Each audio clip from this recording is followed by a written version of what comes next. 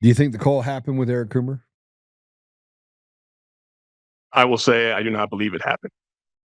Okay. Now you ready? Let's go. All right. We'll start at the beginning. Apollo, pop up here with me. I'm going to take you back in time. I'm going to go all the way back to March of 2020. So this is the interview of you interviewing me so I can interview you. Okay. March of 2020, I just got back from Europe. I was over in the UK. I went there to watch a soccer match with my wife. People were talking about this virus, but things weren't shut down. I think it was the 27th or 28th of March I got back, and the next day or the day after that, they closed down everything. Okay. Wasn't political. I mean, I liked President Trump a lot, but politics weren't the same as they are today. It just wasn't, liberal conservative. I mean, I'd crack jokes about my business partner who loves Bernie Sanders. I call him a Bernie bro. My business partner for 13 years. And so I wasn't particularly, there was no, I bought him a yarmulke to wear when I went to Israel, and I came back and I gave him this thing that said Trump 2016. And then I made him put it on, and I took a picture of him. It was awesome. And then I told him I'd hold that as blackmail if he ever told me he didn't support President Trump. I think he showed me that once. Yeah. And so I want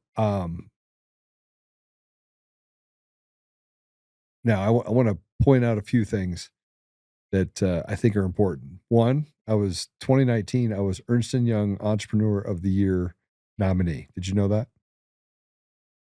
I did not. Okay. In 2020, I was also a nominee for Ernst & Young Entrepreneur of the Year. And in 2020, I was also a finalist for Entrepreneur of the Year. We had never taken outside capital. This is a bunch of stuff you've never heard before. Okay. I'm sure of it. Because none of the articles would ever say any of this stuff about me. I was set to sell my company in 2021 for north of $200 million. I was one of the largest first-party data aggregators in the nation. I had built some pretty cool stuff called Prometheus intelligence technology. I ran my company. I was debt-free. They had wrote an article in the Denver Business Journal about the fact that I had been able to take a bunch of data.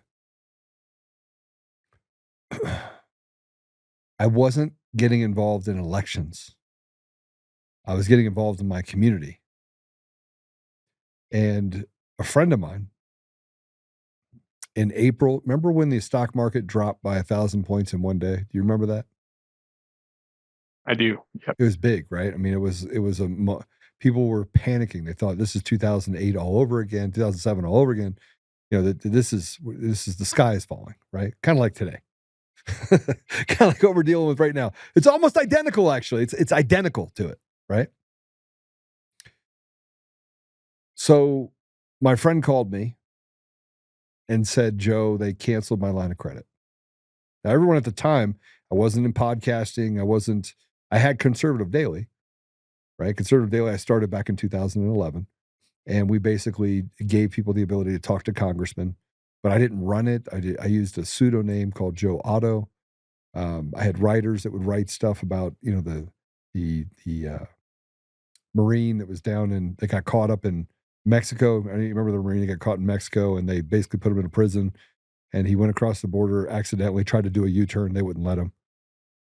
Maurici or something like that. Yeah. So we actually were the ones that got him released. We actually worked with Congress. And then you had the Navy guy that was on a ship, and the parent, the judge was going to strip him of his parental rights, but he couldn't get there. So we found out about that, and we literally hammered that judge. We hammered the judge. I mean, it was awesome. And got the judge to reverse course. Thousands and thousands of people reached out against that judge. Now, during this same time, I played football with gang members. Did you know that? I did not. Okay. So I played flag football for about the last 15 years. I played flag football in a league that worked with guys on the inner city. And I can actually still throw a football 60 yards on a string. Apollo has had to be tattooed with my football. Is that I true? got stuck with one of those, like right here. Yeah.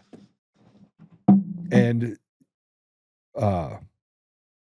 prior to 2020, in 2018, one of my guys that I play ball with, got picked up for a drug charge that was completely made up. He had turned his life around. Both of the people that he went to school with, that he was buddies with, both had been murdered. Both drug dealing, murdered. He had to make a decision, change his life, right? And a couple years prior to that, made a decision to go different direction. Brother asked him to send some drugs through the mail. He worked for UPS, and so I went to the DA, and I advocated for my friend, and I got the charges dropped against my friend. Now, it wasn't after I got kicked out of the room because I called the ADA a racist. I was pissed. She wouldn't listen to me, right? So I'm a very passionate person, right? I believe that I am my brother's keeper, and that you have to represent your community. I was a Tocqueville member for United Way. I was a investment chair for the Boy Scouts. I sat on the Village Exchange Center, which works with refugees that come into the country to give them opportunities and to give them stuff. I sat on that board for 4 years. I was the most active board member that they had. You can go check all of this. I'm selling my company, going through all this process. My friend commits suicide in April. You talked about the things that changed you. Your parents being doxxed. You actually said, it's not even me. It's my parents, my friends, my family, right? You created a nexus to what was most important in your life, right? Okay. My nexus was the fact that he called me on Monday or Tuesday and said, I need help. And before I got a chance to help him, I said, hey, if you need me to borrow money, I'll let you borrow money. Before I got a chance to help him, I got a call from his wife that says, Mark's gone. He committed suicide. Now, I talked to him that night, and between that night and the next day, he checked out because he had gone through what happened in 2008, and he didn't want to go through it again. Right? Remember what you just said? You have to walk through it to get to the other side. You got to get through it, right? Well, he didn't have it in him. So now I'm angry because the narrative of this virus and shutting down our community and doing all the things they're doing looked like an op. Now, here's something else you didn't know about me. I spent 6.5 years in the Middle East and Africa negotiating in conflict zones. Did you know that?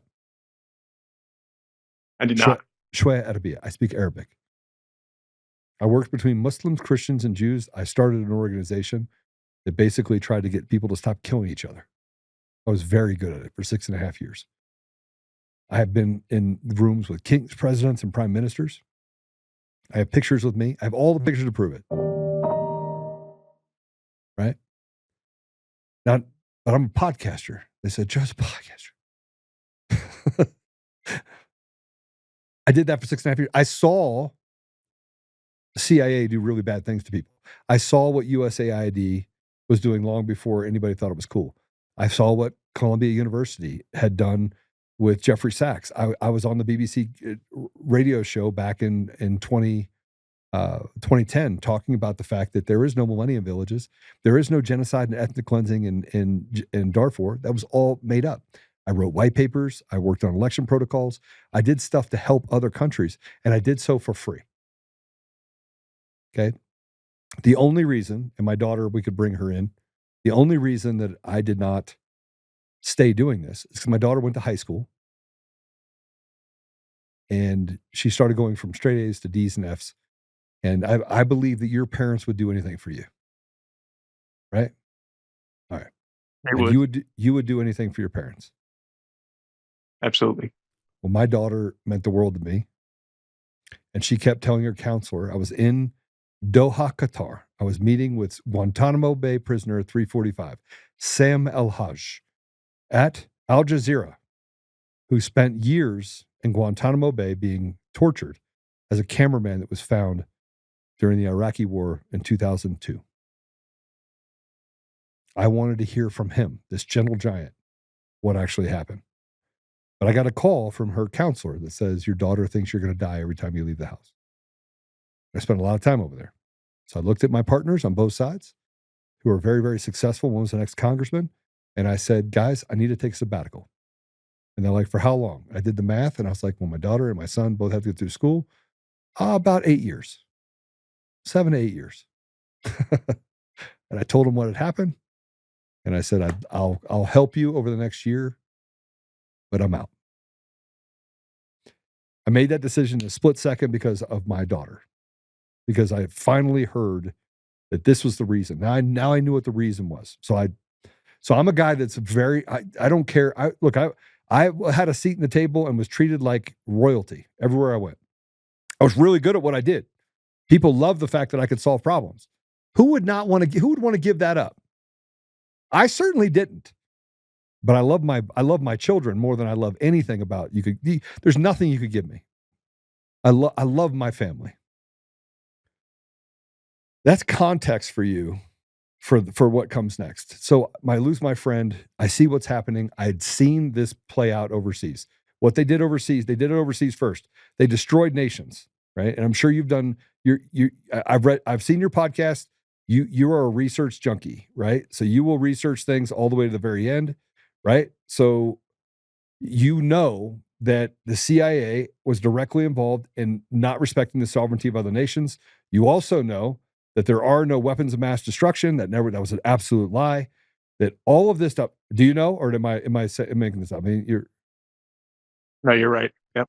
Okay. So what I'm saying is not unreasonable. It's not a lie, right? Would you agree? It's not a lie.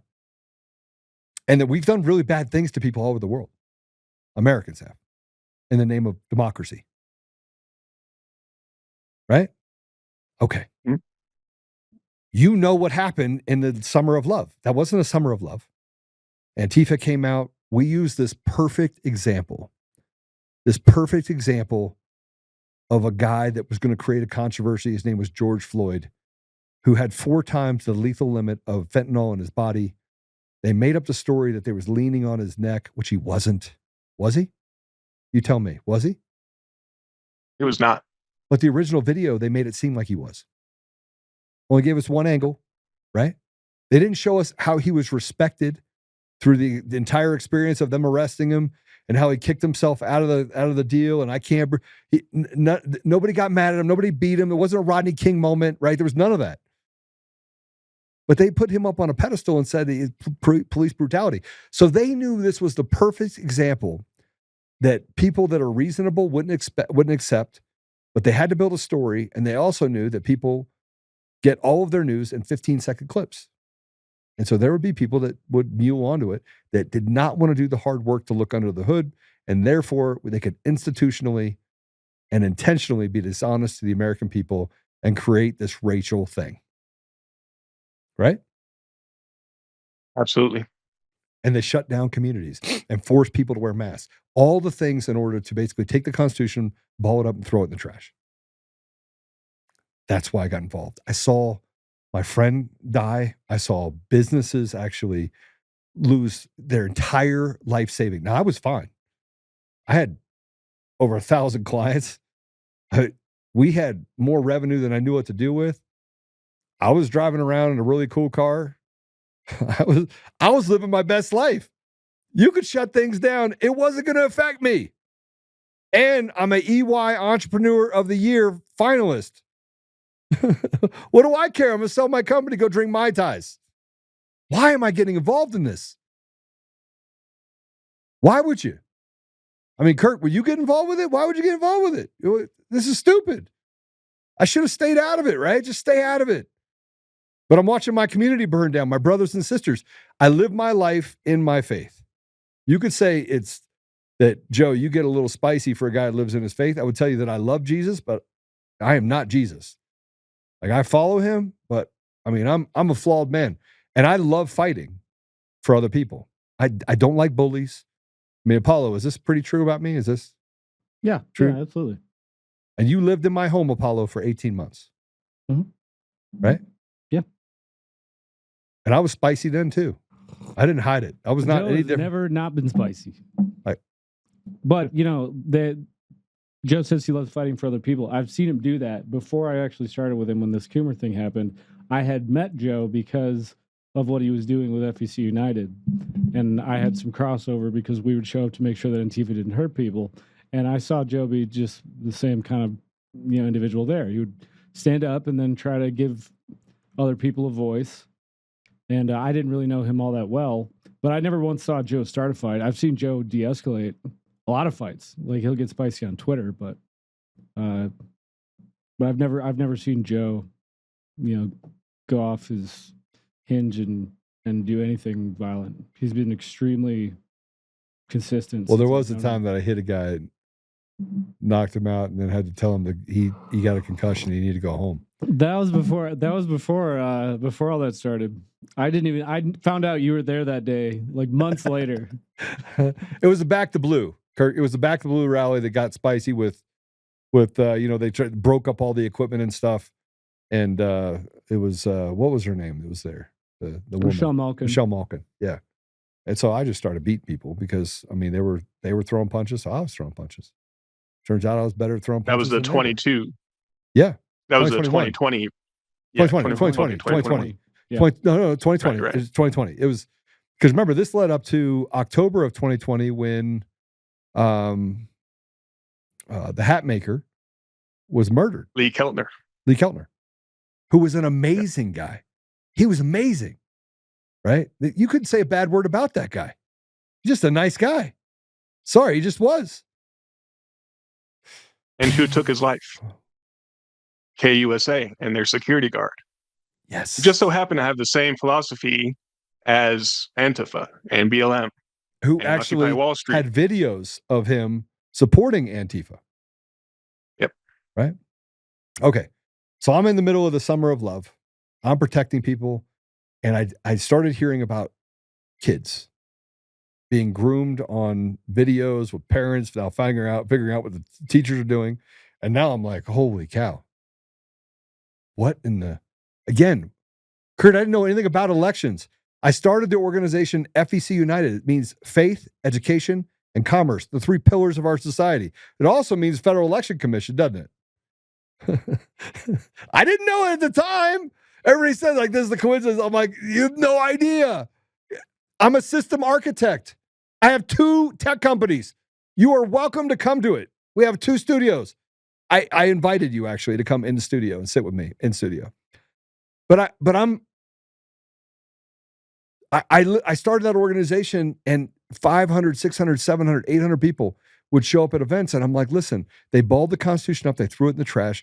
You do not have to sit here and wear a mask. You do not have to give into this stuff. I was trying to empower my community. At the same time, I spent almost $500,000 building software that helped restaurants and small businesses stay in business, because it was all of a sudden, it wasn't cool. If you went to Walmart, the virus didn't exist, but small businesses, we needed a daddy, right? And so you needed somebody to come keep you safe. So you had to close, right? So Walmart's good. Liquor stores, yeah. Also, virus doesn't exist at liquor stores or dispensaries. It's completely, they're exempt, right? But a small business, a restaurant, oh my gosh. Oh, and by the way, you have to wear a mask, but you can take the mask off when you sit down, because actually the virus only exists at 4 feet, 4 inches, right above your head. It respects elevation, Right, it respects elevation, yeah. You're sitting down and you're following the rules, so no, it's not going to hurt you. So that's how I got involved. I got involved because of the ridiculous. And I own gun stores and ranges. And then I own businesses. I own an event center at the time, which I no longer own. I owned a bunch of other stuff. But not one day did I shut any of my businesses down. And then I empowered other people and said, okay, I will hire you an attorney. I will work over here. I became a voice that said, let's go to the Capitol. And I used my data to bring people together so that they felt like they had a voice. We had 29,000 people on Facebook.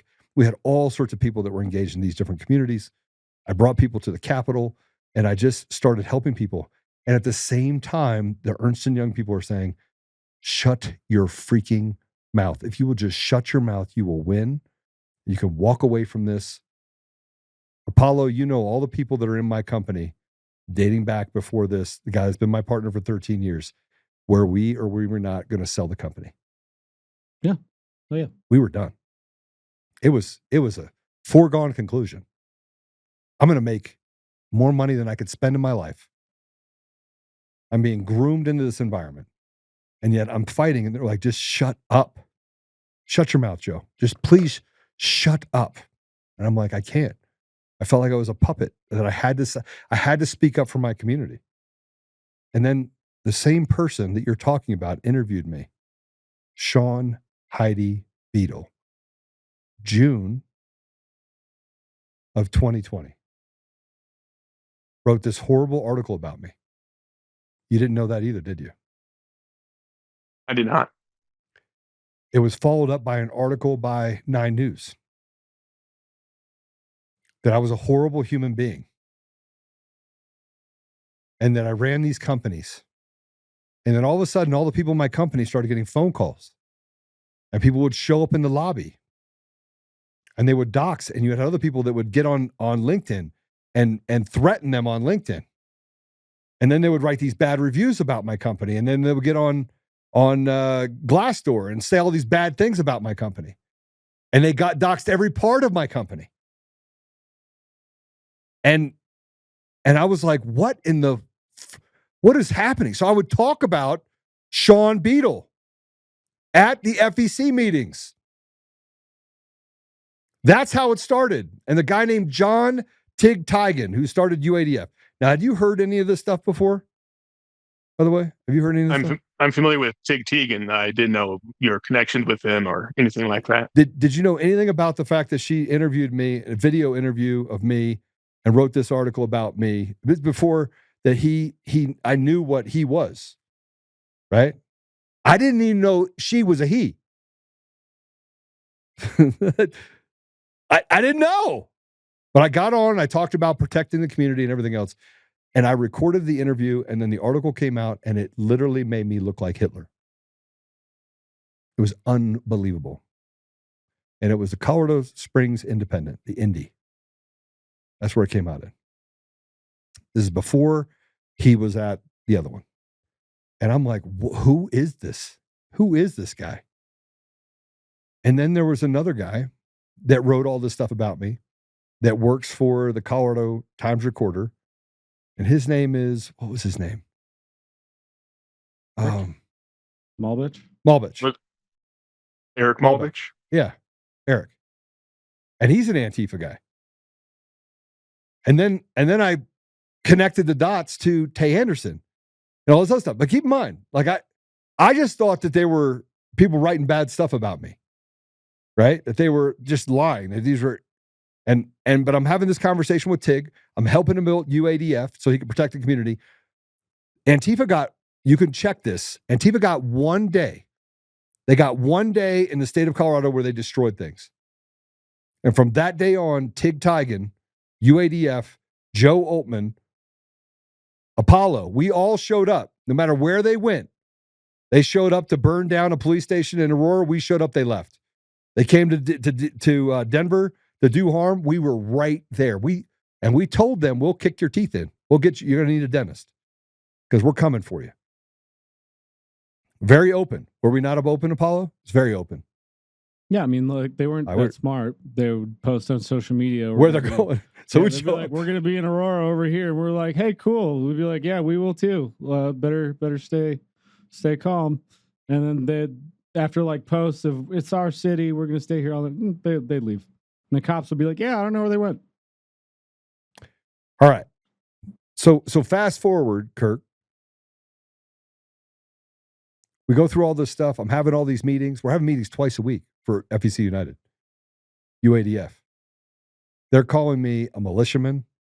there was probably Sean Beadle was writing an article about me every 5 to 6 days. Eric Mabach was writing articles about me every, I don't know, 2 weeks. It was crazy. And all I wanted to do was give people in the community a voice. I didn't think what I was doing was all that controversial. Faith. Let's get pastors to start talking about the fact that you should be able to talk about what's happening at the pulpit. Education. We shouldn't have indoctrination in education. It was really simple, right? I just want parents to have a seat at the table. They didn't. Commerce, businesses should be able to open and pick their own level of risk. And you as a person should be able to walk in and pick your level of risk. You should be able to go, hey, you know what? If I get a virus, I get a virus. Now, at the same time, we knew it was the China virus. They lied about that too. So they lied about the China virus. They lied about everything they lied about. They lied about every time we turn around, they were lying over and over and over and over again. And the media was running cover for them and saying misinformation, disinformation. They blocked you and canceled you and did all this stuff, right? So all that checks up to this point, yeah? Right? If I may interject for real quick. Yeah. During the beginning of the pandemic, KUSA did a little pro-masking video on behalf of the governor, Jared Polis. In June or so, Jared Polis puts out a Facebook video declaring which news outlets are to be trusted during the pandemic. And of course, KUSA was one of them. And they would hound people who oppose masking. Kyle Clark put out a tweet that said, when you say China virus, we know what you're really saying. In an attempt to smear anybody who knew that the virus came from the Wuhan lab. And they were all in on it. And they all knew it was like a fraternity. And Kirk, you knew it was wrong. Everybody knew it was wrong. But then we had people that were even Republicans were like, oh, just be quiet. Shh. And I'm like, what is wrong with you? Are you serious? And then they started killing people and saying that there was this mass hysteria. And people were losing their businesses. They were losing their lives. They were losing their homes. They were losing everything. Now, some people grew up wealthy. I grew up dirt poor. I knew what it looked like to lose everything. I knew what it looked like. And it didn't appeal to me that I wanted to watch my brothers and sisters. Now, keep in mind, I played football with gang members. I sit on all these boards. Everyone loved me. I gotten all these awards for being like a great guy that I had never shared with anyone. I never talked about any of this.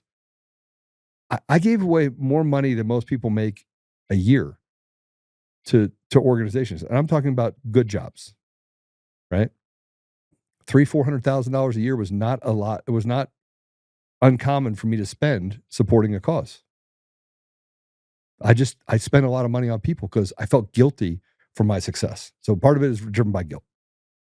You're successful. You want kids. I paid for education for kids to go to private school rather than public school. And some of them were illegal. So I didn't really have a big stance on illegals either. I wanted to take care of children. I wanted them to have a chance. I still do that to this day, by the way. And I still play football. And I still do other stuff. And I still mentor 2 men that have been incarcerated for 7-8 years of a 20-year sentence. One's called the Dream Center. One of the guys that I mentored, just to put this in there, that I mentored way, way back in 2010, 2011, 2012, he's upstairs. His name's Dominic. He works for me.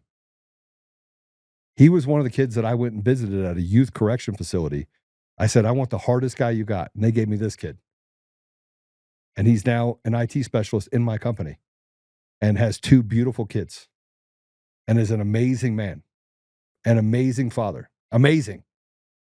Right? Okay. Go through Summer of Love. Whoo, got through it. All these bad articles. We get to August. Things are not looking good. I mean, everything that you're talking about the election, you're not allowed to do this. You can only protest if you're actually standing out there saying, that we're seeing we're seeing Republicans in our community go out there and repeat after me what these radical leftist BLM people are saying. And I'm like, what is going on? And Shaven is going to a trial, and they're going to convict these cops and throw them in jail forever. And I mean, it's crazy. And now the real story's coming out about what the video looks like, and now people are having conflicts. It was the perfect chaotic moment. Would you agree? Absolutely. And what do they say? Never let a crisis go to waste, right? Right. Chaos favors the op, doesn't favor the people. Now, keep in mind, I had this kid come in, this Antifa kid. Now, he was originally sent to get information. This is the hardest part about all of this, is that he's like, I'm Antifa. And I'm like, good for you. And if you know anything about me, I'm like, all right, I was Antifa. Okay. Yeah, good for you, son. Go do what you're going to do. Right. I hope you learned something. I say it all the time. I hope you learned something. I hope you listen to the podcast, you learn something. And most of them won't, but some will. And he comes in the first meeting and says, I know Antifa. I know that. I'm like, good for you. And the second time he comes in, he's like, no, you don't understand. Those people that are writing that stuff about you, they're Antifa. I'm like, wait a minute. Antifa? You mean the journalists? Those people? Yeah, they're all part of this Antifa. And I was like, no shit. And I still wasn't convinced. He knew I wasn't. Like, everyone wants to talk to me when I was at these meetings. You have 500 to 800 people. I'm talking about, hey, look, you got to honor the Lord. I wear this thing on my thing that says Galatians 4:16. Am I the enemy because I tell you the truth? It's like the Bible verse that is on the floor of my garage. I come home and I see it. Let that guide you. Okay? That's August-ish. He goes, I can get you on a call that they have, an Antifa call. And he didn't call it an Antifa call. He says, I can get you on one of the calls.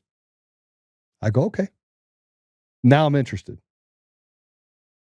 But I'm interested because of the journalist. I only wanted the journalist. I want to be able to say, okay, this guy said that these guys are Antifa and he's Antifa. He's going to get me on this call. Done. So I went to TIG, John Tigan, who filled out an affidavit, right? Did you know there was an affidavit? I did not. All right. So there's an affidavit. And in the affidavit, John's like, I was going to be on the call, but I had to go I was going to speak, so I couldn't be on the call. By the way, nobody deposed him. and they've walked past the affidavit. So he does the affidavit, he goes through it, and he's like, yeah, and I was supposed to be on it. And when he got back, I told him about the call. I'm like, listen, this is what happened on the call. Pretty interesting, pretty crazy stuff. These people feel like they're like Jedis. And the one thing I said is, and I said it on the podcast because we started this podcast with Max McGuire. I said it on the podcast. I said, yeah, these people are nutballs. These Antifa people are nutballs. Keep in mind, I didn't video on that. I was still using Joe Otto. I tried to stay as agnostic as possible. I didn't want to put my name out there because, frankly, I was a technologist. I wasn't an activist, but I was a journalist. I mean, in essence, I was a journalist. I mean, I'd started this organization in 11 so that I could help people like the Marine down in Mexico, like the Navy corpsman that was in Minnesota with a judge, like so many different things, like the Affordable Care Act and how we go against that. And I was even fighting in 2012 for the Smith Modernization Act because we knew it was going to take away the ability or give the government the ability to lie to its people, right? Okay, fast forward. I get on the call. September-ish. I write out notes. Now, I will admit, I'm not a good note taker. I like to doodle, right? But if you come to my office, you will see that I have stacks of books that are books of notes. I know what it means. You probably wouldn't, but I know what it means. Okay? And so I'm on the call. And one of the big things is that he did not want it to be recorded because he felt that if it was recorded, he would put himself at risk. Now, knowing what they do to Antifa people, what they've done to people, and what they've done to you, what they've done to me, what they've really done to me, they don't play. They shot a guy in the chest, at the end of 2020 in Oregon that was a anti-Antifa guy. And then you got Rittenhouse. I mean, I can keep going. I mean, these people are diabolical. Look at what Sean Beadle said after he got outed for being the Antifa leader. Yeah, I think they all should die. Fell off the wagon, just say they all need to die. That's who they are. Okay? So I get on the call, I take my notes. Eric Coomer, when he comes up, he talks about it's the weirdest call in the world, because if you've ever gotten involved or seen some of these Antifa calls, it's some of them are a little bit more elastic, where some people will stay very focused, and most of the calls are people that spend a lot of time being simps. like they just it's a weird dynamic between people, because half of the people are just listening and taking their orders, and the other half are busy trying to bolster themselves. Very bombastic. And Tay Anderson was on that call. And I thought Sean Beadle was on that call. But nobody had their names as their names on the call, on the Zoom call. And so you can't, it becomes very difficult to tell who is who. Tay's got a very distinctive voice. Eric Coomer has a very distinctive voice. Sean Beadle, not so much. Depends on what day, because he, she, it, whatever you want to call it, can change its voice, right? Am I wrong? Nah. Okay. So I wasn't sure, but there was other people on the call. And as I'm going through it, there's certain things that were said on the call that concerned me. One was what was happening in Aurora with the Breonna Taylor deal, being shot and killed during a raid at her house. And that was another one of the BLM things, and who they wanted to target. And then this guy, Joey Camp, who I had never talked to before, ever. I'd never talked to Joey Camp. Never had a conversation with him. I didn't particularly get involved in the dynamics of the what I call the soup. I was just there to help. Like, they called me, I'll build this, I'll do this. I was very tactical. I wanted to talk to I wanted people in the community to go out and protect their children, is really what I wanted them to do. Okay. So I do my research. There's this guy, Eric. Who's Eric? Somebody asked, who's Eric? Eric's a Dominion guy. Okay. So you would say, well, that's not enough to go on, Joe. I would say, okay. Yeah, it wasn't. It was enough to go on to go look up Dominion, Eric, Denver, Colorado. Now, I will tell you, there's a screenshot of a Google deal. Did you know about that? Where it said, Kurt, this is the problem with the media, is the media can say one thing. And the reality of it is that I Googled it, Eric, Dominion, Denver, Colorado, because we're in Denver, right? So Denver, Colorado, Eric, Dominion, saw what came up. On that thing, all the stuff comes up. Guess what comes up? Dominion voting system, Eric Coomer.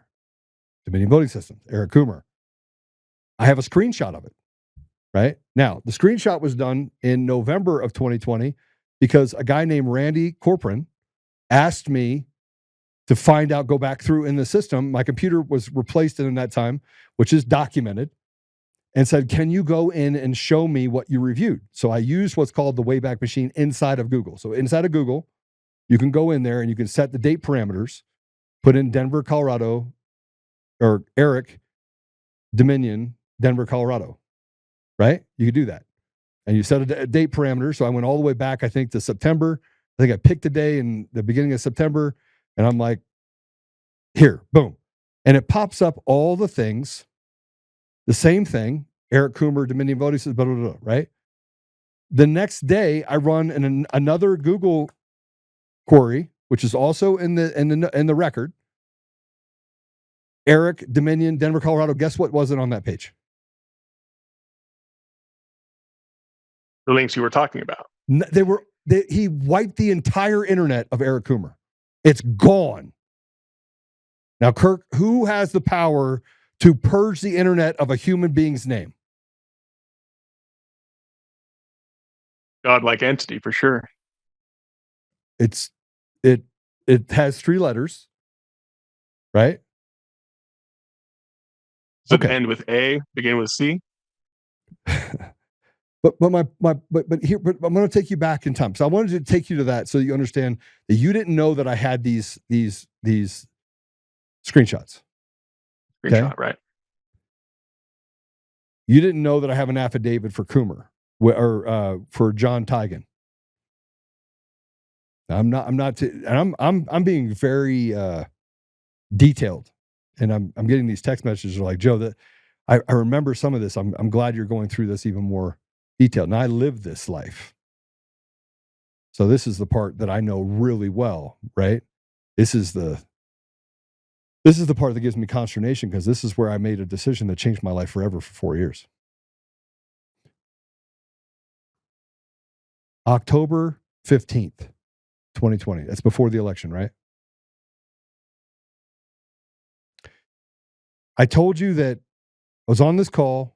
They were Antifa journalists. That's all I cared about. I didn't care about Eric Coomer.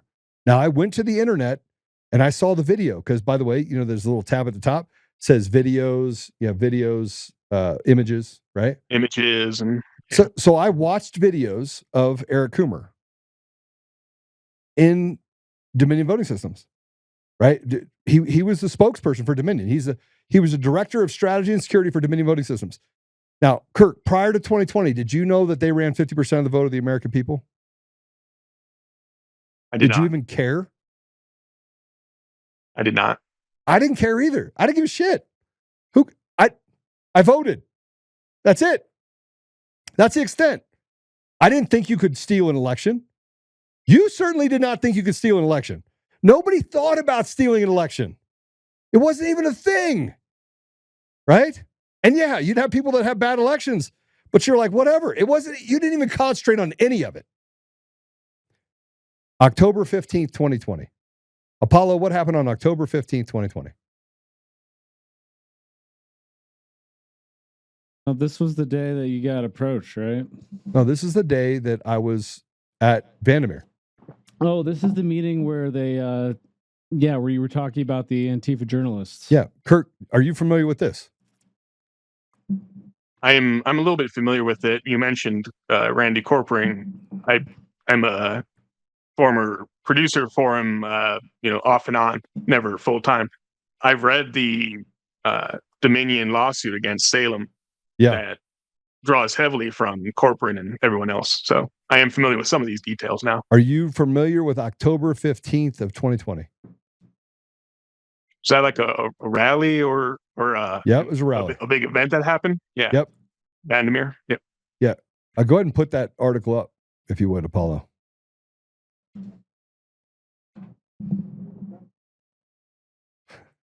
So this is a little bit after. This is October 15th. October 16th is when the article came out.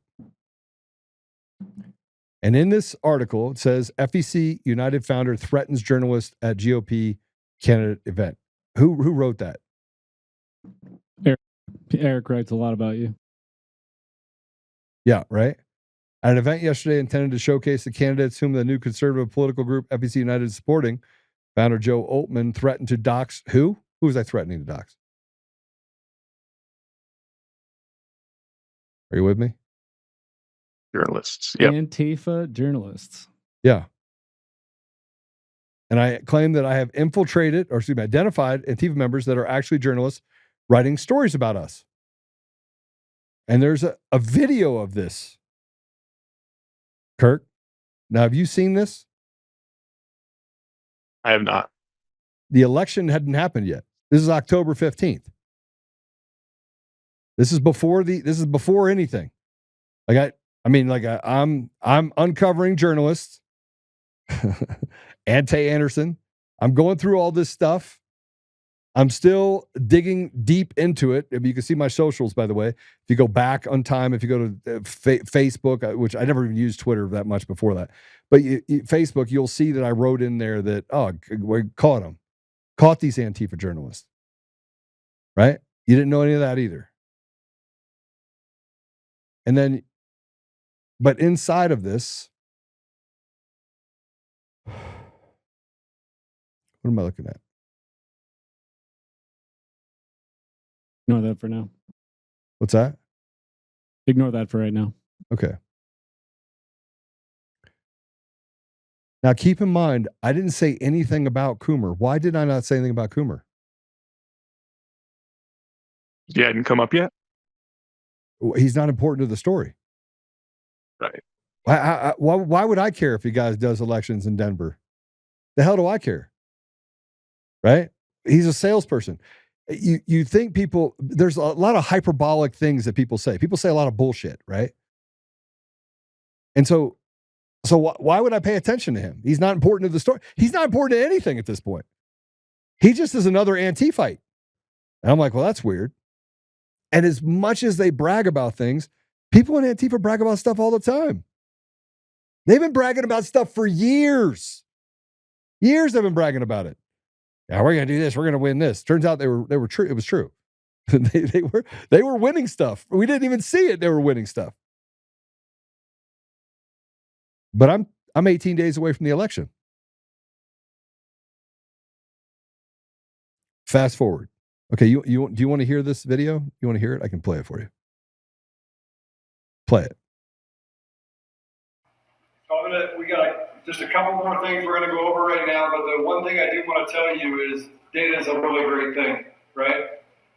So through this whole process, we've been actually demasking. We have people on the inside in lots of places demasking Antifa members that are actually acting as journalists.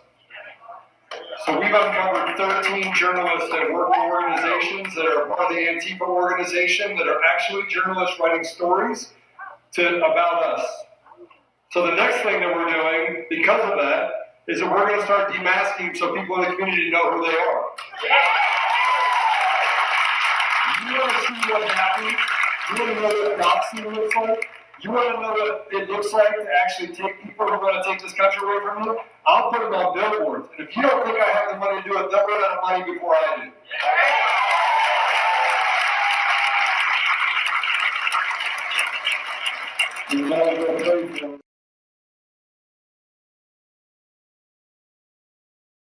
It's pretty inconvenient that happened 18 days before the election. Fast forward, November 3rd. Where were you at the election on election day, Kirk?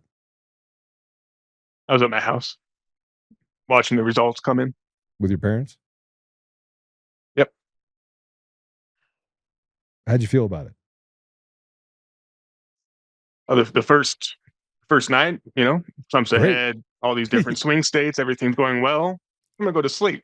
Wake up, everything changed. All right. You woke up, how'd you feel? I was a little skeptical as to what had happened, and then check my Twitter, and things are getting pretty chaotic, and I start questioning exactly what the heck I'm seeing. Did you hear anything right after about Dominion at all? Not immediately. Mm-mm. No, nobody even talked about Dominion until Monday morning. And it was because of a post or a thing that I did, but a video that I did. And I got called from everywhere across the country because of that podcast. I still call myself Joe Otto. Okay, so November 3rd, November 4th, November 5th, we all saw what happened. None of us really got our bearings out of it. We couldn't figure out how it happened, right? We kept hearing about ballots coming in the middle of the night. Like there was crazy stuff happening, right? Nobody could really give us there's no definitive anything. Still, nobody was talking about voting anything. They were just talking about people muling votes or, that's it. That's all we heard about. And we couldn't figure it out. We had all this stuff and you had people screaming and yelling, but they hadn't even called the election yet. They didn't call the election until November 7th.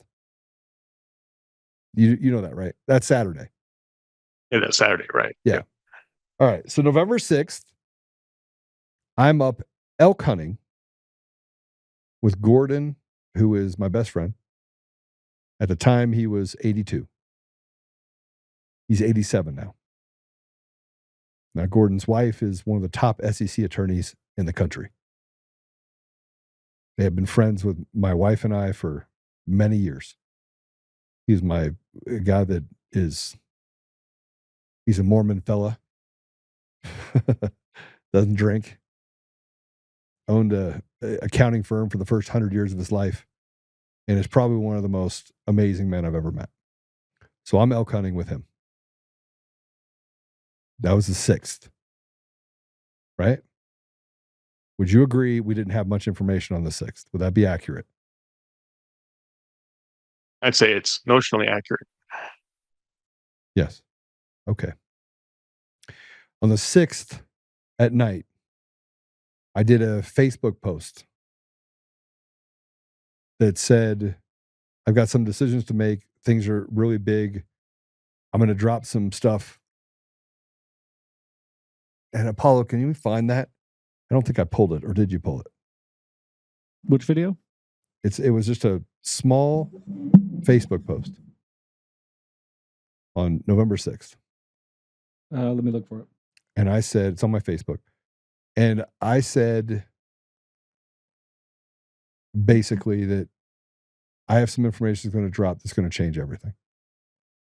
Now, the 6th at night, I got a text from someone who sent me an article. And in that article was Eric Coomer was the spokesperson for Dominion Voting Systems out of Georgia. And Eric Coomer basically said, as a spokesperson, that they had to make slight updates. Basically, 4 precincts could not vote. They were shut down because they had to do this update in the middle of the election. And the spokesperson was Eric Coomer. And I'm thinking to myself, oh, shit. Now, keep in mind, how many employees are there for Dominion Voting Systems, Kirk?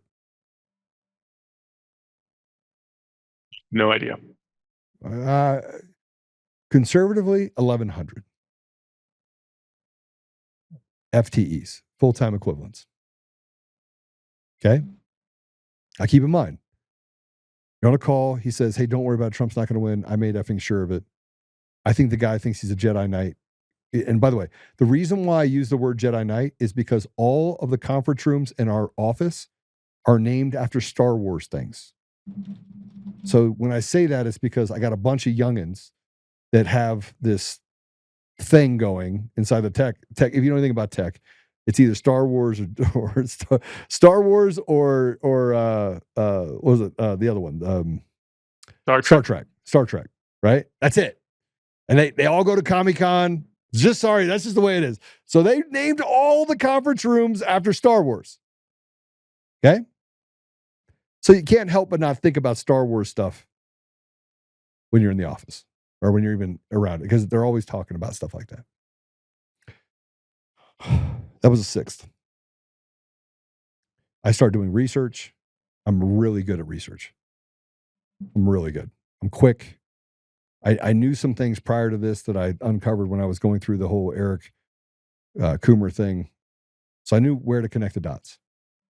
I got into social accounts, and as you get into it, now I got into it legally, just so we're clear.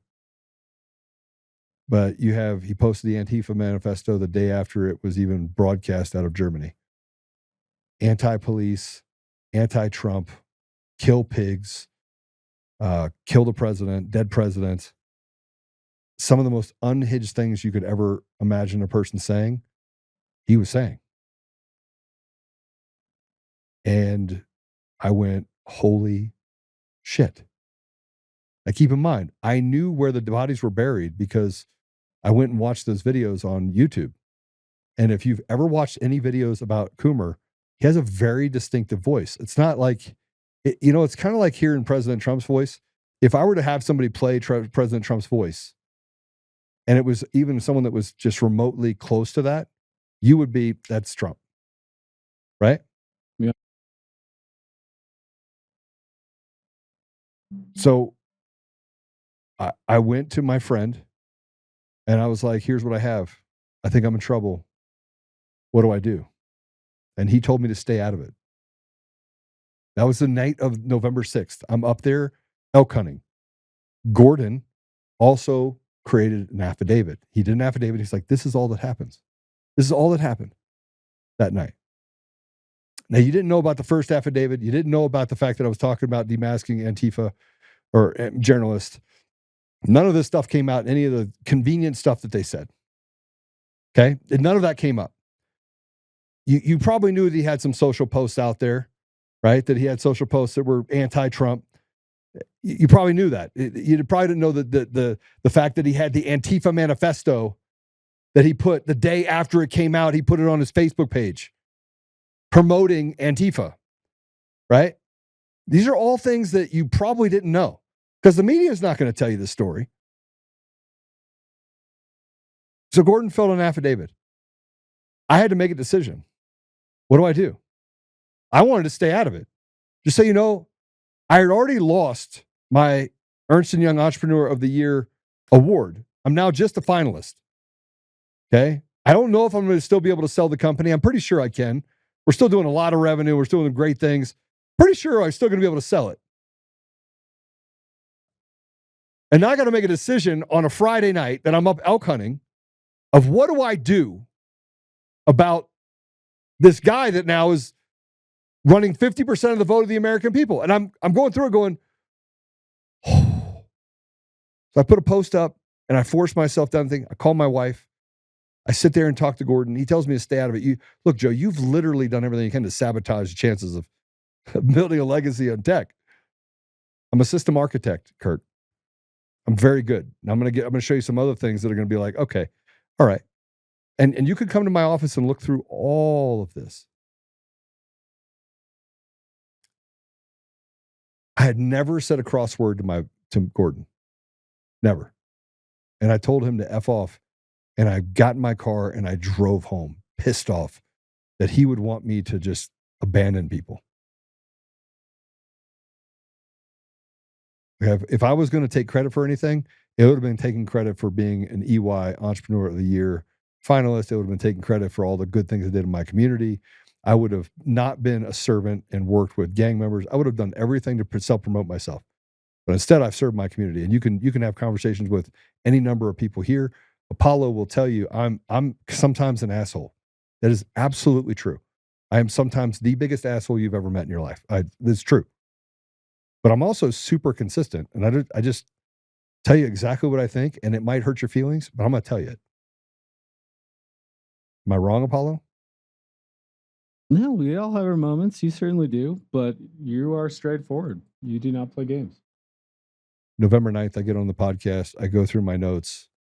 I'm mortified at what I'm about to do. I knew it would change my life forever.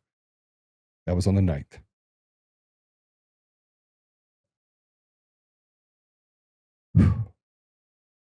By the 11th, I'm in a grocery store. A tall guy wearing a mask walks in and says, I'm going to kill your family. I don't even actually remember the words, but basically, we're coming for you. By the time I could figure out what he was saying, 2 days after I did this on the 9th and how things are blowing up, he was already gone. The day after that, I met with Apollo. Right? Thursday. Wasn't that Thursday? Apollo? The 11th, 12th. Yeah, I think it was Thursday. Yeah. Yeah.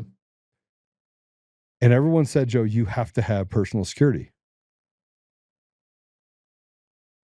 No one had been in my house yet. But I'm getting death threats, phone calls, emails, people showing up at my office. I have a wife and 2 kids.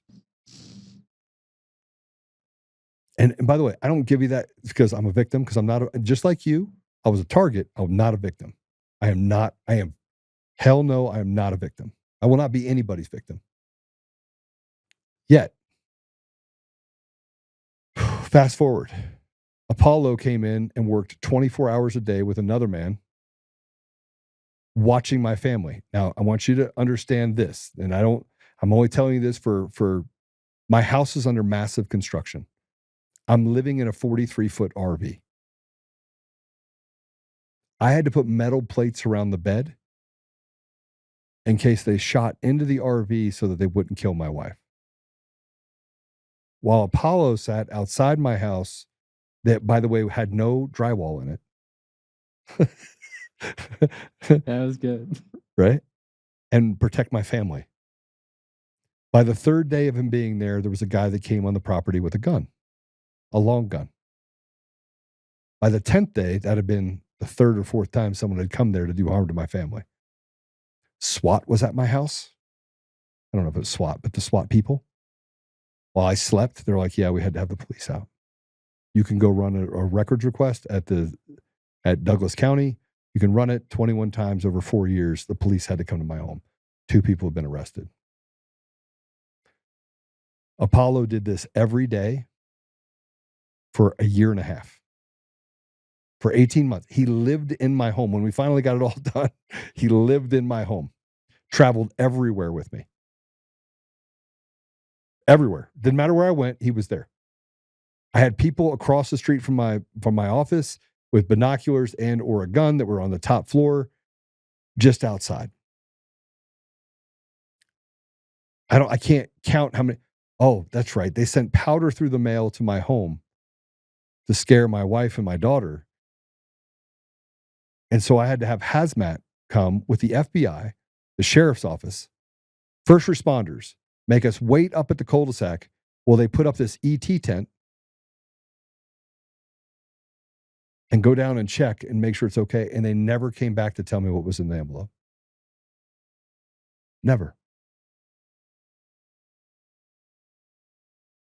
They followed me. They took pictures of me. They harassed my family. I had to have security on my son when he went to DU that stood outside of his house and dormitory for 2 years. I had to send my ex-wife and my daughter out of the state. I mean, that's a lot to know that you're going to go through. To lie about a stupid call. I mean, that'd be the most foolish thing that a person could possibly do.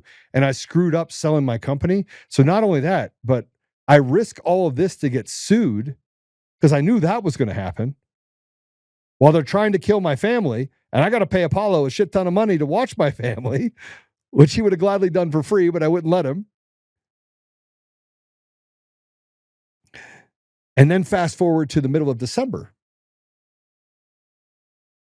And this is when Eric Coomer wrote an article in the Denver Post. And in that article, he said that none of those social posts were his. They were all fabricated. And that anyone, did you know this? Bring it up, Apollo. And by the way, I get to do this. And I've done deposition after deposition after deposition. Yes, commentator, I work for Dominion Voting System. I did not commit voter fraud. The attacks against me need to stop. You can watch this. You can go look at it. It's up there. December 8th. He looks like a nice guy, right? Keep going. All the way down. Let's see here. Go up just a little bit. All right. It is unconscionable that certain fringe media personalities look to increase personal notoriety, website traffic. I did it for website traffic, Kirk. I did it for website traffic. And ad revenue would continue to prey on the fears of the public concerned about the safety and security of our electoral system. Additionally, any posts on social media channels purportedly to be from me have also been fabricated. I do not have a Twitter account, and my Facebook account is not active. These individuals are impersonating me. Kurt, do you think I impersonated his social media account? You're not. It becomes harder and harder for you to believe the call didn't occur, didn't it? Absolutely. I don't get this chance in the media. I got to take all the punches. And the only reason that I actually gave you a chance to come on here to have this conversation with you is I kind of needed the therapy. And I watched one of your episodes, and you're actually a really smart guy. So I knew that I was going to show at least part of it to you. And if you want to see all of it, you can. He also deleted all those social media posts. And then he sued me the day before Christmas. on December 24th.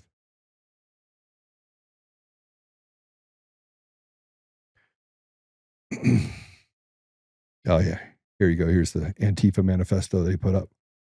Yeah, this is from his deposition. Yeah. And he said he admitted to deleting the social post in his deposition. Now, keep in mind, Kirk, I have served my community since I gave my life to Jesus in 2007. I mean, without exception. I mean, my brother was murdered by a police officer. I actually thought that George Floyd was a guy that was beat up before I got into it. I mean, I had these feelings because I grew up in a place where I didn't particularly like police officers. So I had conflicts.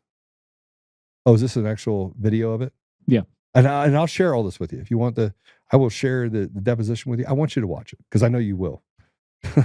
Now I know you will watch it, right?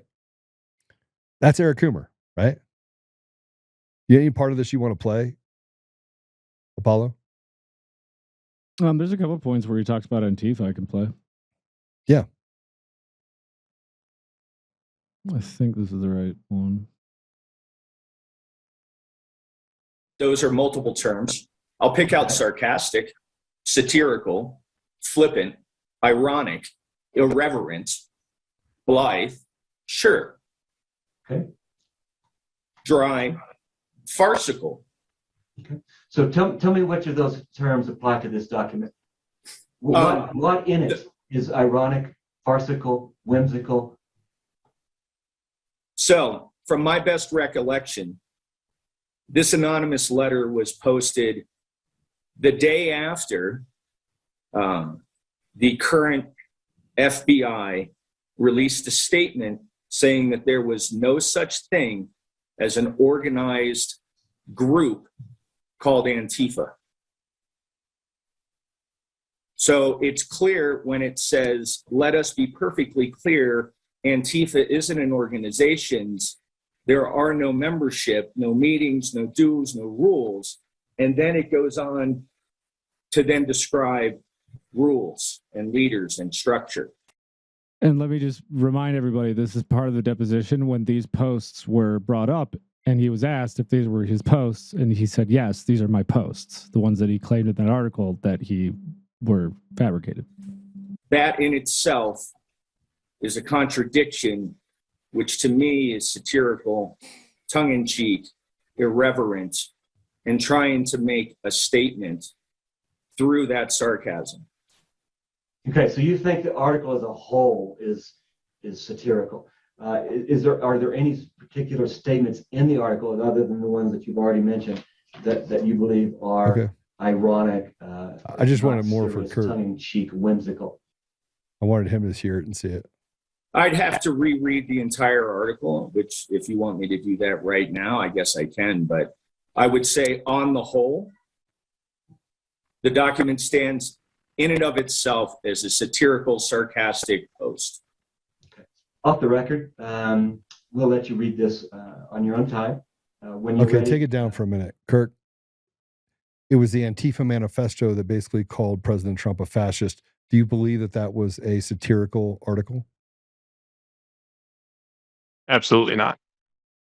Do you believe what he said about Antifa not being an organization? Absolutely not. Okay. Kirk, here's the guy that runs 50% of the vote of the American people. He's one of 1,100 people. How would I pick out the head of strategy and security on a Friday night, 3 days after the election, before they even called it, out of 1,100 people out of a hat that happens to put the Antifa manifesto on his website or his socials, who then says the socials aren't his, who then says that it's a satirical thing. And I haven't gotten to the juicy part where he basically said, kill pigs, kill the police, dead presidents, all the stuff where he's basically calling Trumpsters retards and all sorts of other stuff. I mean, really bad stuff. Okay. How would I pick him out of 1,100 people? Out of a hat? While I'm elk hunting. You think it's possible, Kirk? No. You think that a guy would give up a $250 million payday which I don't get all of it, 60% of it. You think I'd give up $250 million? Would you give up $250 million payday to ruin your life and have your wife and kids get attacked? Would not. Yeah. Okay, so now fast forward on this. So I decided to dig into Eric Coomer and see if it was just him or if Dominion voting systems could actually steal elections. Can you put up the model real quick, Apollo? Yep, one sec. And I did watch you in Deep Rig go through your paradigm and the matrices you created. So this has been the most difficult 4 years of my life, and I've been through a lot. Here's the model that I built in December of 2020. And I took this and I sent it to guys in Washington. I was like, I know how they're going to steal the election on January 5th, 2021, which is the runoff election for the Senate race in Georgia. And they were like, oh, that's a nice myth. I met with Patrick Byrne. I met with a bunch of people. Keep in mind, Apollo was with me this entire time. Apollo, you are welcome. And you have always had permission to basically call me out at any point. Correct? Yeah. Am I a different person to you than I am to Kirk? No, this is how you are normally. And just in reference to this model too, I was there because I was there with you every day as you were building this model out before you presented it. And they came in and they drilled me for what, 10 hours a day?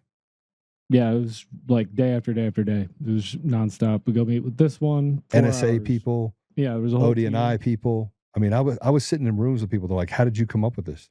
Mm-hmm. And I was like, well, I read all the manuals and I compressed all the information together and I turned it sideways. And then I'm like, here are the ways that you can actually steal an election. Because I'm actually a smart guy. I'm actually not stupid. I think you probably understand that I'm not a stupid guy, right? And I'm probably pretty good at system architecture. Now, I had all this before there was no, keep in mind, there was absolutely zero audits. You had the one in Antrim County where they came out with the initial report that says that this system was designed to defraud the American people, but it didn't give us any architecture. This is the architecture. I was like, phantom and fake ballots. Here's how they did it. One is you inspect the signature. I call it adjudication one. Wrong vernacular for them. This is just a signature verification, but adjudication does mean signature. I mean, if you're adjudicating something, you're making sure that it's right? Compare it to records. If it is, you have voter registration validation. I didn't understand how they were connecting. But so I put a little internet thing there. Remember, this is also the time that they said that there was no connection to the internet. We still didn't have full verification that there was a connection to the internet. No one knew it. So why am I telling you that it's connected to the internet? Because I knew it was, right? Voter registration, and then you go right to cure. It's cured, comes back down, goes back to comparative records, verified, goes over envelope, and the ballots are divided about 14, 15 days before the election. That's when you can take the vote out and put it separated from the envelope, okay? We never got access to the envelopes. So these are what are called small cons and big cons. That's what all the numbers are, right? Where you can actually infiltrate and steal things. And then I had to get to two, which is, first one is the fake ballots. Can be done manually or through automation. So you knew you could have these these ballots. And this didn't allow for the fact that you could have the Postal Service involved, which we know is involved. Two is the fake and phantom ballots. Three is the envelopes, because they never did any verification on envelopes because they were all destroyed. But if you look at two, fake ballots gets mixed in with phantom ballots. Phantom ballots don't exist. It's in the tabulation system. Who owns the adjudication process for Dominion voting systems? Who owns the patent? Eric Coomer. Oh, no. Did you know that? Oh. Eric Coomer. You didn't know I did that? not. Okay. Mm-hmm. Yeah. So it starts to make sense, right? I mean, this guy owns the adjudication. I mean, he's the guy, right? If it's a good count, it goes to tabulation, right? If it's not, it goes to adjudication too. If like you have a vote, it's like a off vote, or it doesn't have you have a suspension system inside of the tabulation system for adjudication that allows for you to suspend ballots. So you can put them in, as you want. You don't even have to have a ballot. You can actually create a ballot out of thin air using what's called the ADA requirement, which basically allows them to create a ballot that looks like it's been filled in by human hands and then passed off as a vote. But see, remember what happened on November 3rd? All the systems went down and they came back up. It was called the Edison Zero. And when it came back up, you saw things flip and you saw votes change. And we saw it. We didn't know what it was doing, right? Yep, there it is. Eric Coomer. Ballot adjudication and voting systems, analyzing ballot images. dating back all the way to 2015. Okay. Ready for this? Once you know who voted at night when the system went down, what do you also know? If you know who voted, what else do you know? You didn't vote? Now, Kirk, what happens when you have a system that says, here are the people that voted, and you need to figure out who didn't vote? You create a database of information on voters.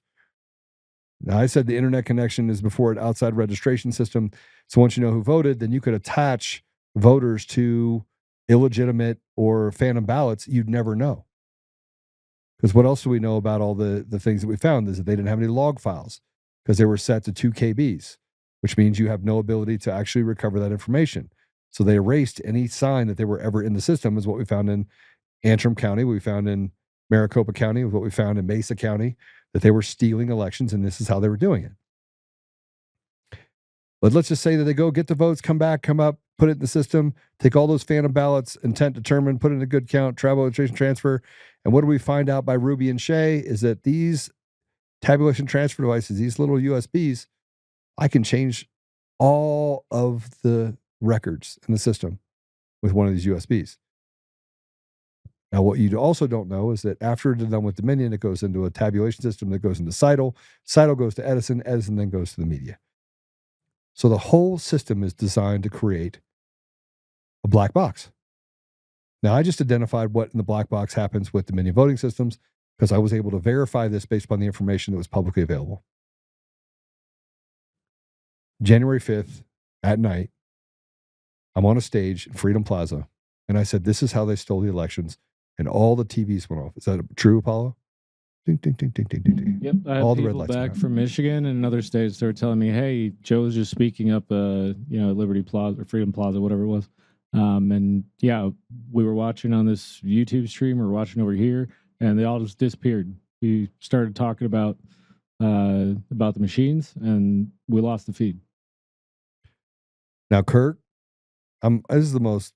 You're actually interviewing me now because I've been going on for this for a while. But January 5th was also at the Freedom Plaza that things got really weird for me across the board. Like, keep in mind, I'm in DC because I was asked to come there. I had met with different voting groups, NSA groups, guys that were mixed in with ODNI. I'm giving access to information about the Insurrection Act, meeting with President Trump. I'm meeting with John Eastman. I'm meeting with other people that work in the State Department. Like, I'm in the room having, Mayor Rudy Giuliani, Patrick Byrne. I mean, you name it. I'm having conversations with people, and frankly, I'm still like, I'm not impressed. The thirst for power and money in DC on everyone's part is pretty high. Like, everyone wants to be important, and I'm this fish out of water that doesn't particularly like people. In other words, I don't like being in rooms with lots of people. I don't like being recognized. I just want to be a guy that helps people. Like, I'm that guy, right? I live my life that way. So fast forward to the 6th at 2:00 in the morning, Apollo and I get a call, and like, you get back over here. Well, here's what happened on January 5th. I said, the votes are going to switch. The Republicans are going to be up. It's going to be up nominally. And then all of a sudden, the system's going to come down. When it comes back up, the Democrats are going to be winning. What do you think happened on the 5th? You can go check it. You can go check the math.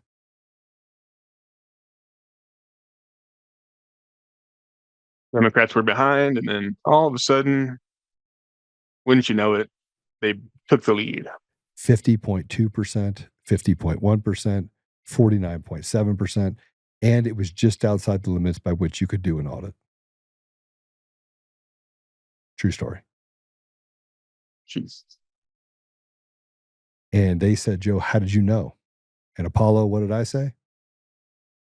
I'm clairvoyant. I said, I'm clairvoyant. And I said, actually, I told you what was going to happen. I know what I'm talking about. And they're like, we need you to go to meet with Pompeo immediately.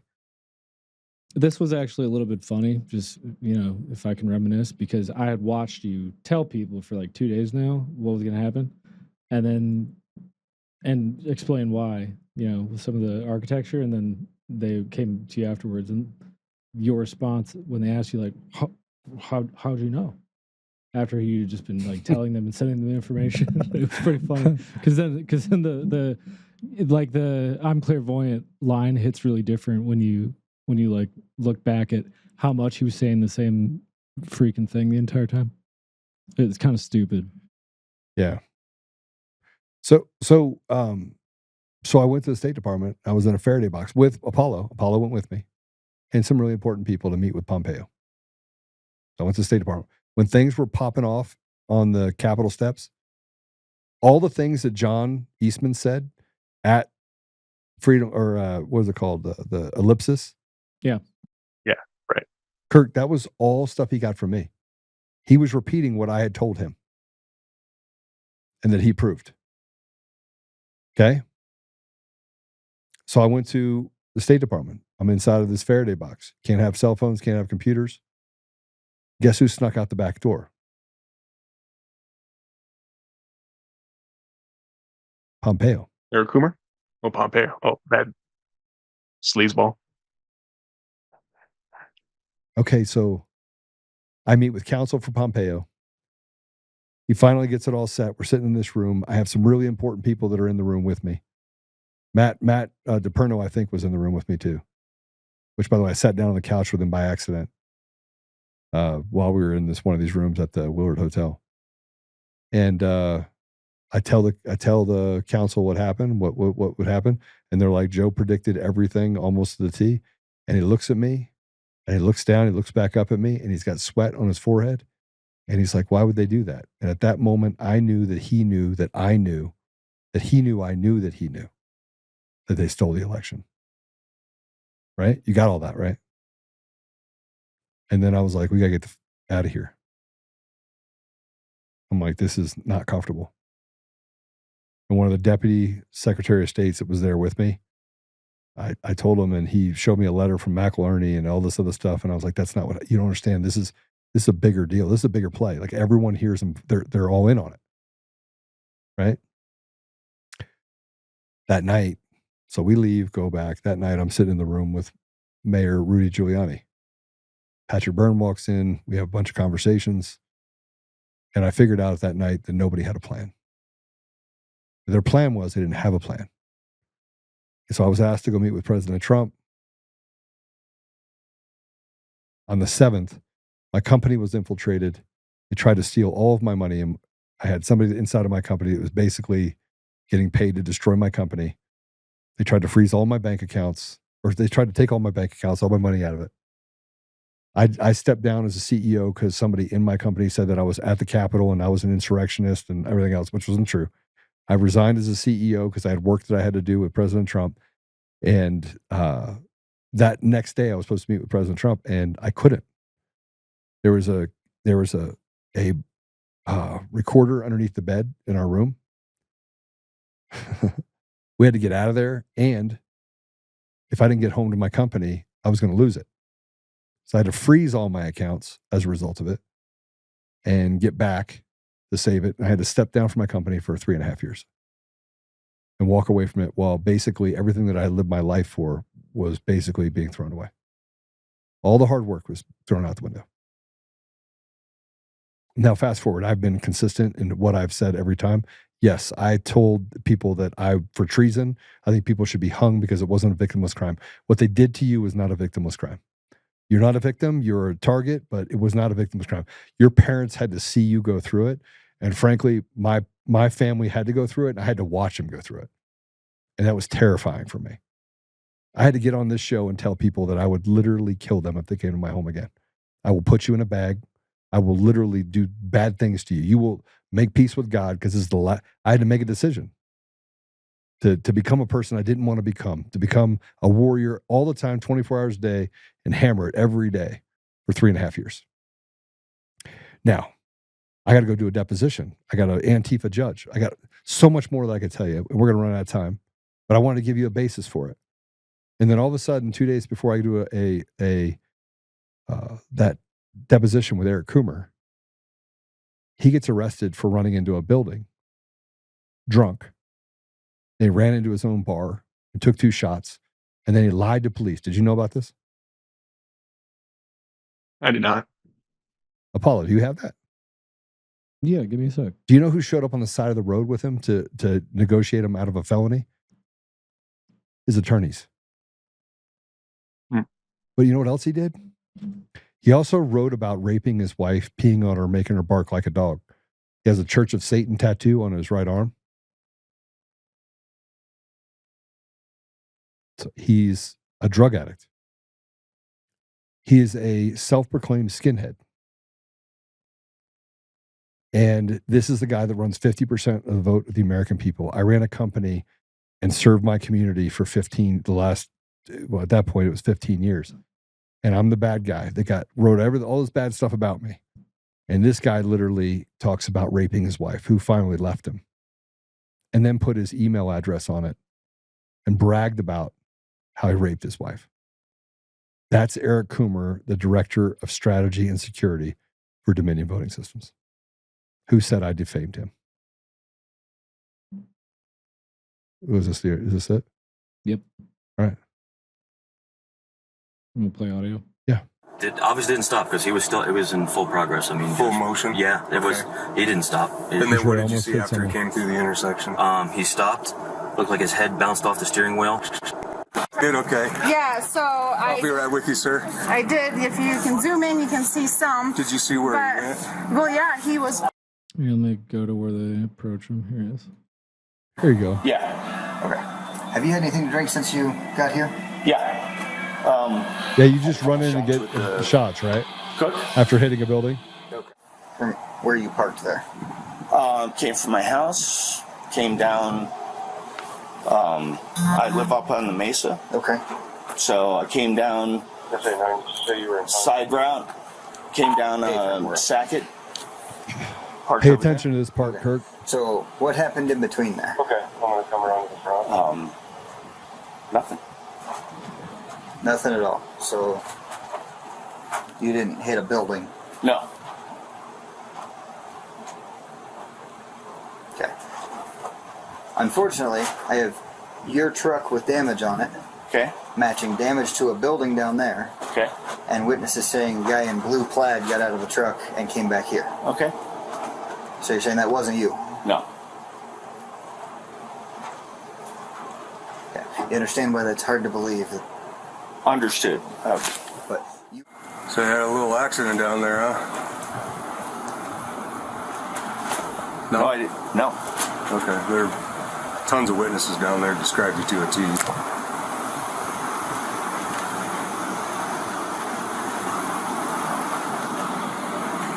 So you can either be honest about it or you can stick to your story.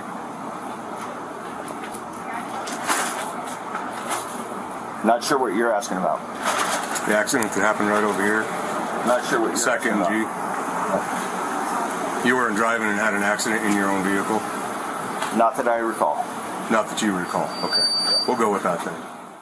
I'm going to have you stay here till that witness comes down. Sure. I'll have you step out. I'm not going to put you in handcuffs or anything. I'm just going to have you step out when they get here. Okay. This gentleman's his attorney. He's just... Oh. That's convenient to show up on the side of the road. This is Brad Clower of the law firm Kane & Skernoulis. They are representing Eric in his suit. They have an office just around the corner. Of local interest, Kane & Skernoulis also represent Allison Brown in her lawsuit against Chaffee County. Well, basically, long story short, he crashed into the building down here, then almost hit some people in the intersection, and then hit his car down there. Here's a negotiation, Kirk. People saw him, people took pictures of him, people ID'd him, but rather than get a ticket for a car accident, a property damage car accident with no injuries, he'd rather go to jail for a felony because he wants to lie to us. So I'm going to charge him with attempting to influence a public official and probably impound his truck. Just wants to talk to him, and then you give him a quick Miranda, and he gives you a statement like, yeah, I missed the corner and crashed, and give me my tickets, then we'll cut him his traffic tickets and move on. Like,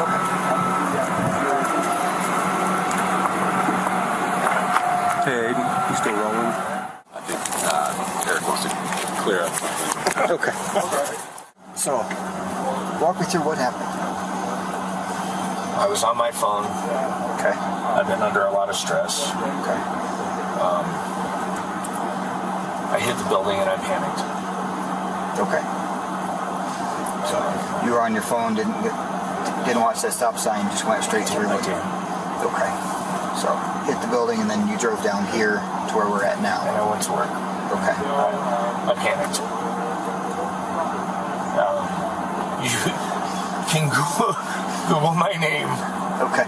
Yeah. But you can't Google his name. I mentioned this to my co-counsel, Charlie Kane. He's going to take... Oh, there's the other This lawyer. is Charlie Kane of the law firm Kane and Skirnulis. Hey, Charlie. Hey, how are you? Lance Cliff. Nice to meet you. Good to meet you. Yes, sir. This is Officer Aiden Osborne. Aiden Osborne. Aiden. Hi, Charlie Kane. Nice to meet you. Yeah. Just stick with him until you're feeling okay, all right? I got it. Thank you, sir.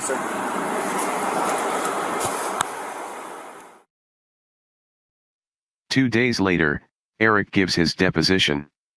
I can say categorically. Now, I want you to listen to statements of this. me Listen being to on this. a call, affecting the election, saying that I would ever guarantee that Trump won are categorically false, made up, and bullshit. Stop it. Without a doubt. What did he say?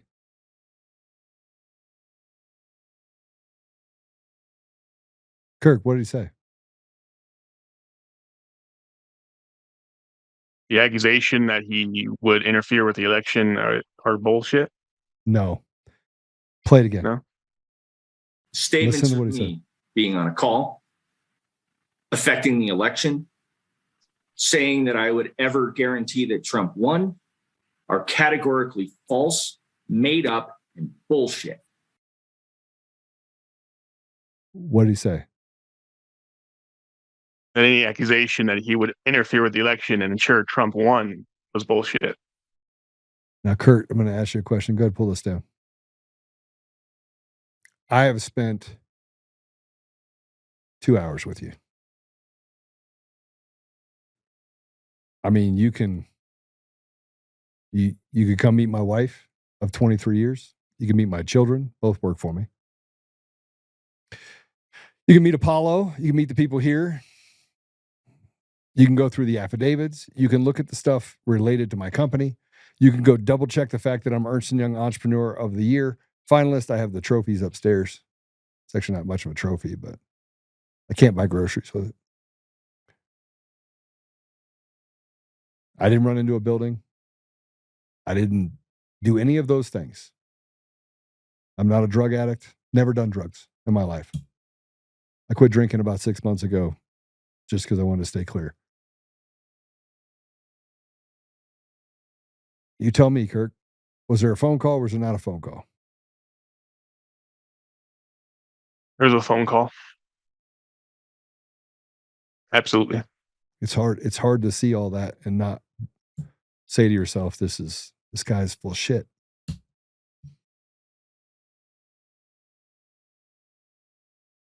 To deny that the posts were his and then in a deposition say that, oh no, I only posted it because they were satirical, incongruent, makes no sense. He's lying. He ran into a building and lied. Yep. He's got a Church of Satan tattoo on his arm. And I don't say you can be a Satanist all you want. He's a drug addict. He's a self-proclaimed skinhead, but he's a good type of skinhead that likes black people. I don't think I've ever seen that before, but okay, I got you. And then there's me. The guy that ran a company, that actually has a company, that understands system architecture, that did go to DC, did all those things. This is why I wanted to have you on. And by the way, I talk about this openly all the time about Eric, and I'm still being sued. Like, I don't care. I did nothing wrong. I feel like the rape victim that literally just gets to be told, yeah, just sit down, shut up. You're not allowed to hear you. We're not going to hear you. We're going to write bad stuff about you. We're going to do all this stuff about you. I'm still consistent. I still give. I still love on people. Am I angry? Yeah. I'm super freaking angry. Sometimes I'm more than I should be angry. But one thing I'm not is a liar. So there you go. That was incredible. Hell of a breakdown. Sorry for doubting you. Hey, that's why I wanted you to come on. I've done this I had a friend of mine he's a raging liberal. I was like, bro, we're still friends. He's like, no, we're not. And I was like, okay, well, sorry. One of my good friends, who's my business partner for 13 years, is a gay married Jewish father of 2. Like, I love people regardless of where they are. I accept them where they are, not where I want them to be. And that way I can be an example to them. Right? So, Kurt, thanks for giving me the time. And thanks for telling your story. It's really important for you to tell it. Thanks for having me on. I appreciate it. And maybe I'll come on your podcast next. Love it. The invitation is open. All right. Awesome. Well, how can people follow you? So I'm on SoundCloud, Rumble, and YouTube. Notionally Accurate Podcast. You can find me on X/Twitter at Notionally ACC. That's Notionally ACC. You can email me at notionallyaccurate@protonmail.com. So Notionally is NOTIONALLY. Just so everybody knows. That's correct. Okay. Yep. And then, I look forward to having you on. This is your deal now. I do follow you. So is that you, Apollo, that's under? You better follow him. It says follow back. That's the show count. Oh, yeah. I follow you. I follow you. At Joe Oltmann X, I follow you. Kurt, I do want to say this to you. The fact that you were able to keep your faculties and do the things that you were able to do, and to recognize the fact that you're not a victim, makes you one of a very few. And so I commend you. I commend you for the ability that you had to stand up for your parents, to go through the ridicule you had with HR. Because I know every one of those times you have to be introspective and say, am I the person they're saying I am? Am I the Nazi? Am I the right? And it's no matter who you are, it wears on you if you're a good person. So I just commend you on coming through the other side, to walk through it and coming through the other side. Thank you, Joe. All right. So I'm going to close out, but I get to pray for you. And I close every podcast with a prayer. And so if you'll let me, I'd like to be able to close this one that way. Let you stay with me through it. Please. All right. Please. For those of you that are on, you can obviously follow us on Apple Podcasts, Google Podcasts, Spotify, Pandora, iHeartRadio, TuneIn, and more. You're welcome to share this wherever you can. Be the ambassadors of truth. And just recognize that you don't know people's journey. And I think one of the things I got from this is I could have taken this conversation with Kirk a different direction. And something in me said, no, don't do that. Just invite him on. Have a conversation. There was something about the fact that I knew something was bothering him. And I don't know, call it maybe that still small voice. But you do have to slow down to speed up. You have to slow down and listen to people. And then, great friendships and relationships can come out of that. So I'm grateful for that. All right. Father God, thank you for Kirk. Thank you for his commitment. Thank you for his steadfastness. And thank you for the grace that he gave me to come on the show.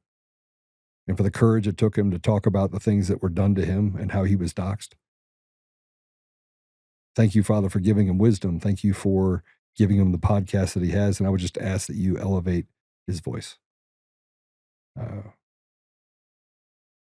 Father, we are grateful to play a part in this restoration, restoring you to our community, to our country, restore goodness and ethics and morals, and to be able to draw a firm line between that is good and that is bad. We're thankful for the people that listen, Father, and we're thankful for the opportunity we had to be able to speak to each other, but also speak to those that are listening. We're thankful for the ability to reconcile. And I am grateful that I got a chance to reconcile with Kirk today. Father, I ask you to bless Kirk with the peace that comes from the future, like knowing what's going to happen next. I ask you to bless him financially, to lift the burdens off of him. I ask you to bless his parents with safety and him with safety. I ask you to surround him, Father, with people that can give him good counsel, be encouraging, and accept him where he is, as he is, but to be that sense of encouragement and support. I ask you, Father, to bless those that are listening, that they may have peace in their hearts, even as we talked about some really just difficult things, difficult conversations today. I ask you to bless our team. And Father, I ask you to bless our leadership, bless President Trump, and to give him the tools and the courage and the necessary strategies to defeat the evil that he's up against, to keep him safe and to keep Elon Musk safe and Kash Patel, and to give them the ability to step up and do the right thing, regardless of how difficult it may be or the fear that they have that it may not work out, but that they will follow your lead, Father, and do what is necessary to restore you and to restore goodness to our country and to our community and to the world. Father, we ask you to guide us, that we may step shoulder to shoulder and side by side. We may set aside petty differences, and we may seek to work the problem, not just service the symptom. And I ask these things, Father, humbly in the name of Jesus Christ. Amen. Amen. Kirk, thanks, brother. I appreciate you. I'll be back in touch with you. I have your number. I would have called you, but I had to take a quick trip to DC. Life happens. I get it. Yeah, it does. All right. Thanks again. Appreciate you. Thank you. Thank you.